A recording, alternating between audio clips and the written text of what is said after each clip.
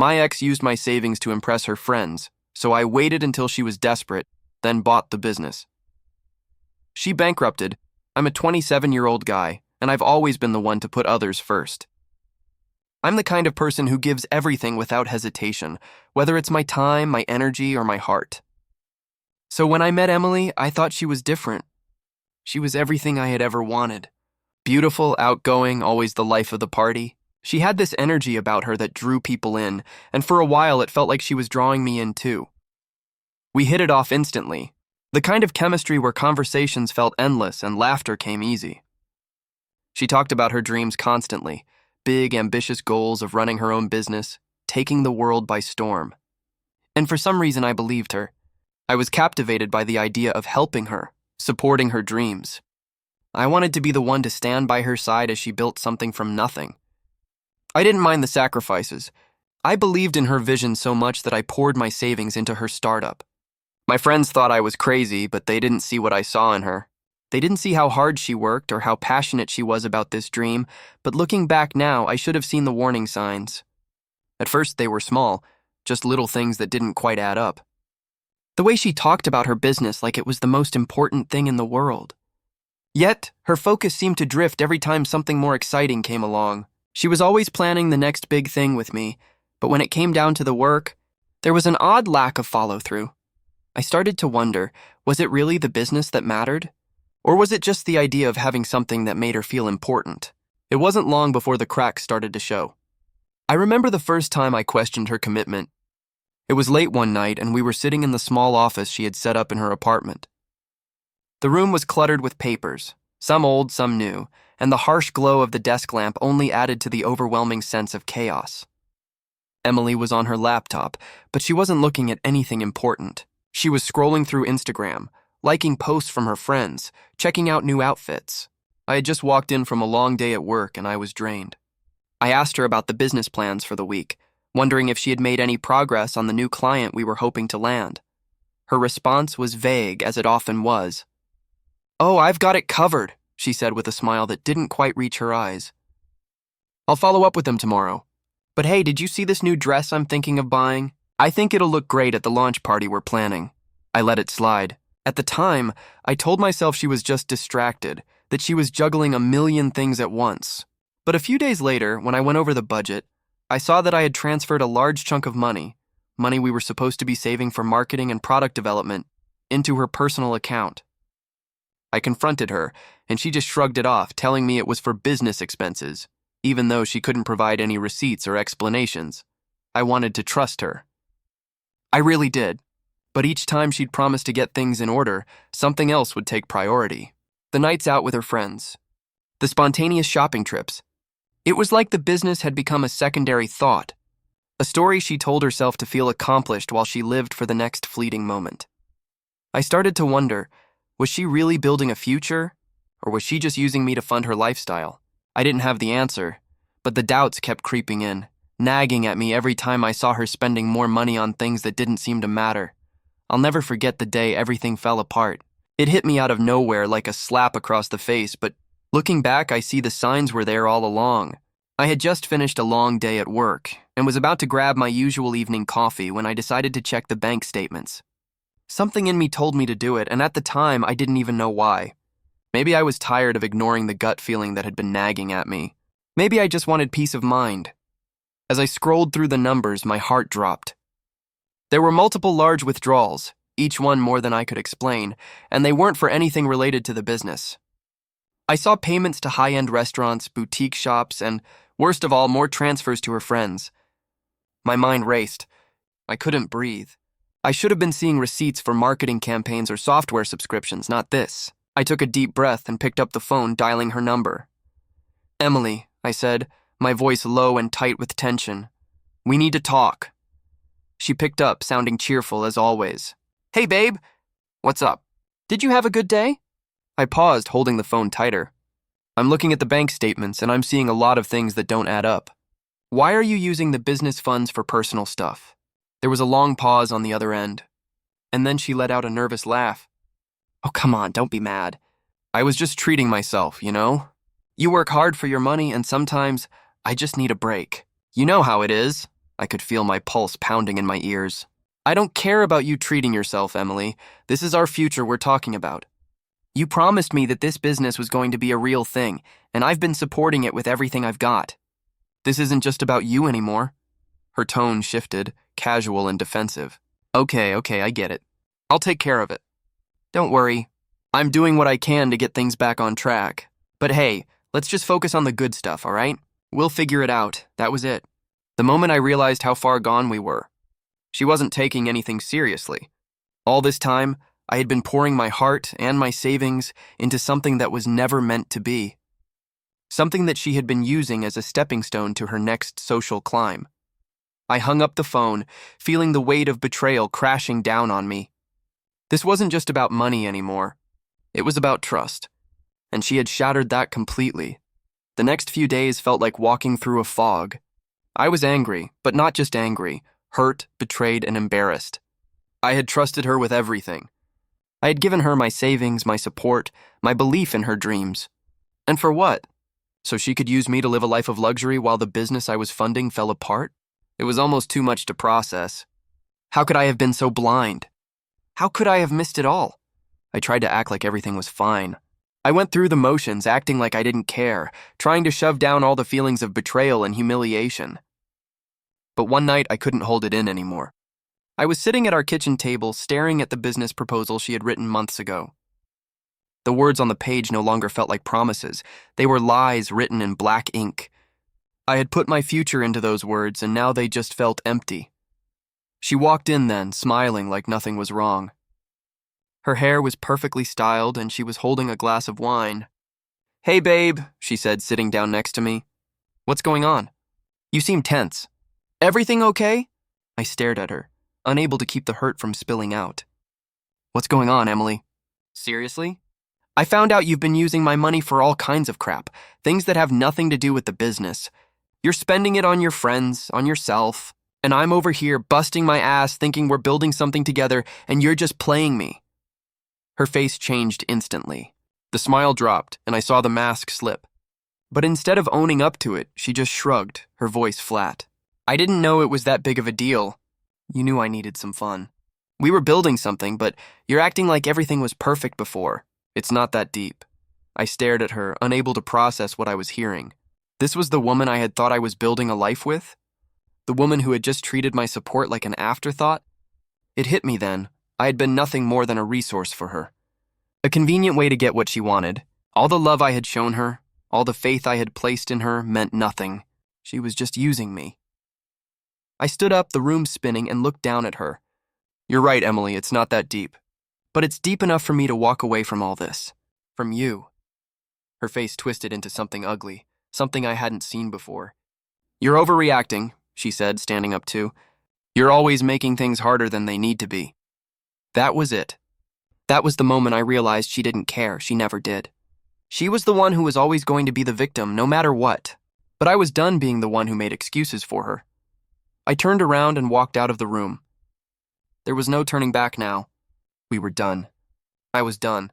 And I knew that whatever happened from here, I'd never let myself be used again. The days after I walked out felt surreal. I'd never expected things to end like this. Emily was the first person I had ever truly believed in, and I had given her everything. My trust, my time, and my money. Now I was left with a shattered heart and an empty bank account. I moved out of the apartment that we had shared, but it didn't really feel like home anymore. The whole place felt tainted. I spent hours staring at the walls, my mind a constant loop of frustration, betrayal, and anger. I couldn't shake the feeling of being played. But more than that, I couldn't stop thinking about how easily she had discarded me the moment she got what she wanted. The worst part? She wasn't even sorry. Emily didn't see the damage she'd done. She was too wrapped up in her own selfishness to care. It made me sick, but it also made me determined. For weeks, I couldn't shake the thought that I'd been screwed over, that she had taken something from me that wasn't just money but my future. And I couldn't let her get away with it. I started doing research on the business, digging through documents, checking bank statements, finding every contact I could. At first, I wasn't sure what I was looking for, revenge, justice, or something in between. But the more I uncovered, the more I realized how much of a mess she had made. The business wasn't just failing. It was hemorrhaging money. Emily had buried it in debt and spent the little she made on herself and her friends. She had no idea what she was doing. Then it hit me. The thought was almost like a spark, an idea that both excited and terrified me. What if I could take everything she had ruined and rebuild it? What if, instead of just walking away from everything she had taken from me, I could take it back? What if I could own the business that she had bankrupted? It felt like a sick joke, but in that moment, something shifted. I wasn't just angry anymore, I was motivated. I could feel the gears turning in my head. I knew it wouldn't be easy, and I knew I was risking everything, but I didn't care. Emily had messed with the wrong person. I set the plan into motion. I started making calls, getting in touch with people who could help me buy her out. She had no idea what was coming. The only thing left now was to wait for her to get desperate enough for me to swoop in and take it all. I had never been more determined in my life.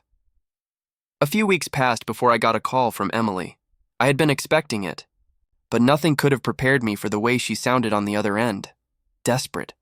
She was in full-on damage control mode. The business was on the verge of collapse and she needed help. "I've lost everything," she said, her voice shaky. I don't know what to do anymore. The investors are pulling out. The clients are leaving. The business is a mess. I can't keep pretending I have it under control." The desperation in her voice caught me off guard. For a moment, I almost felt sympathy. Almost.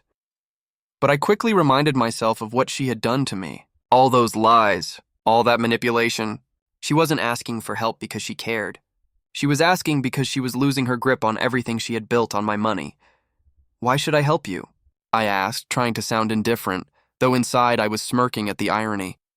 "You spent all that money, didn't care about the business, and now you want me to clean up your mess?" "I didn't mean for it to get this bad," she pleaded. "I thought I could turn it around. But I was wrong. I need you, please." I couldn't help but feel a rush of satisfaction. This was the moment I'd been waiting for. The moment when she was desperate enough to crawl back to me. But I knew I wasn't going to help her. Not out of kindness, not out of love, but because I saw an opportunity to take back everything she had stolen from me. "I'll think about it," I said coldly, hanging up before she could say more. It was the first real taste of power I had felt since this whole nightmare began. And it felt good. I started playing my cards carefully. Over the next few days, I researched every inch of Emily's failing business. I reached out to the investors she had burned and the clients she had lost. I could tell the business was in deep trouble. There was still value there, but it was buried beneath layers of bad decisions and poor management. I knew I needed to act fast. The longer I waited, the less likely I'd be able to get a good deal. I arranged a meeting with the main investor, a guy named Paul who had been burned by Emily's inability to handle the business. Paul was as frustrated as I was, and I could tell he wasn't fond of Emily. In fact, he seemed almost relieved that someone else was taking charge. We went over the numbers, and I made my offer. It wasn't just about buying out the business, it was about taking everything from Emily. I could sense that Paul was hesitant, but after a few more negotiations, he agreed to sell the shares of the business to me for a fraction of what it was worth. It was almost too easy. By the time the deal was done, I was in full control. I didn't just buy her out. I had taken the business she had bankrupted, turned it around, and positioned myself as the new owner. I was back in the game, and this time I wasn't going to let Emily get away with it. I won't lie, it wasn't easy. Even though I had the business, even though I had secured a huge victory, there was still this gnawing feeling in my stomach. The guilt. The question of whether I had gone too far. I spent sleepless nights staring at the business reports, wondering if I had done the right thing. The more I thought about it, the more I realized that I had become someone I didn't recognize. I wasn't just seeking revenge anymore. I was becoming the person I had hated, calculating, ruthless, and cold. One night, after a particularly exhausting day of working to save the business, I found myself in front of the mirror, staring at the reflection of the person I had become. I barely recognized myself. The anger that had driven me to this point was slowly turning into something darker.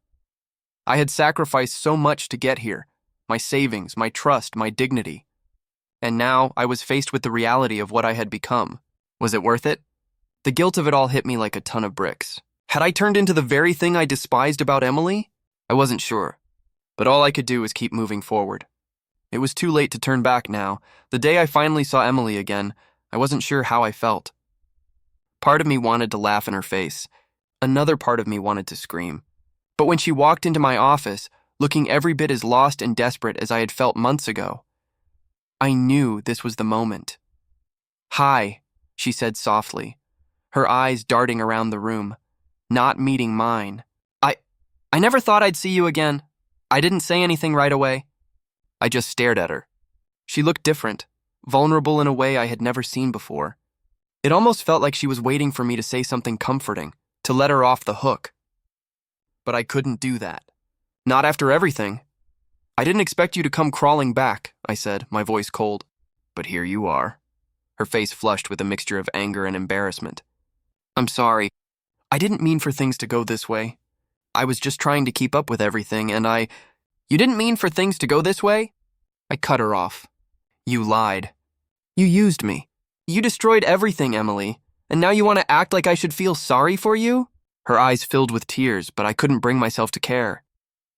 I didn't know how to fix it. I thought if I just kept pretending everything was okay, it would get better.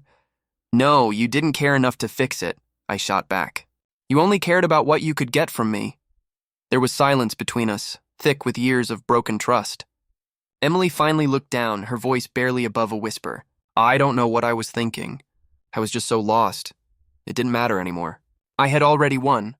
I had taken back what was mine, and she was left with nothing but regrets. Just as I thought I had won, Emily dropped the bombshell. "She told me that she had secretly sold part of the business to another investor, someone who had been circling around her like a vulture since the beginning." "I didn't want to lose everything," she said quietly, "but I had to do something before it all crumbled. So I sold part of the company to someone who could help." I froze, my blood running cold. This was the last thing I had expected. All this time I had thought I had complete control, but now I realized Emily had played me one last time. She hadn't just lost the business, she had given it away to someone else without my knowledge. For a second, I was speechless. Then the anger surged again, hotter than ever. How dare she? How dare she sell out and leave me in the dark? "You did what?" I choked out. She looked up, eyes wide with panic. "I didn't know what else to do. I was desperate." That was it. I felt everything inside me snap. This was no longer about revenge. It was about survival. She had played her last hand, and now I would make sure she lost everything. The final confrontation was everything I had been building up to. I made my move, contacting the new investor and buying them out for a fraction of the price. Emily didn't see it coming. As I took full control of the business, I couldn't help but feel a rush of triumph. It wasn't just about getting my money back, it was about reclaiming my power, my dignity, and everything she had stolen from me. Emily showed up one last time, asking for a chance to fix things. But I wasn't listening anymore. I had already taken everything she had, and I wasn't going to let her play me again. "You're done," I told her coldly. "This time, I'm in control." As the dust settled, I couldn't help but feel a sense of relief. I had rebuilt what Emily had destroyed, and I had learned a powerful lesson in the process. Trust is fragile, and once it's broken, there's no going back. I didn't care about Emily anymore. She was a chapter in my past, and I was moving on. The business was thriving again, and I was in control. For the first time in months, I felt like I had my life back. I had learned that sometimes you have to lose everything to find your strength, and in the end, that was worth more than any business or betrayal ever could be.